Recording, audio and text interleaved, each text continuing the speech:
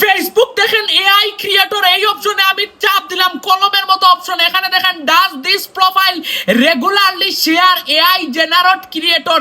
আপনি যদি AI picture upload করেন আপনার পেজ বা প্রোফাইলে অথবা ভিডিও আপলোড করেন, আপনাকে এখানে ইয়েস দিতে হবে।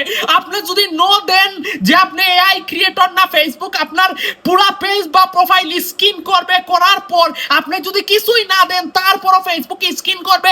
করে যদি দেখেন আপনি এআই দিয়ে একটা পিকচার তৈরি করেছেন, এডিটিং অথবা ভিডিও করেছেন, সাথে সাথে আপনার মনিটাইজেশন সাসপেন্ড করে দিবে সাথে সাথে।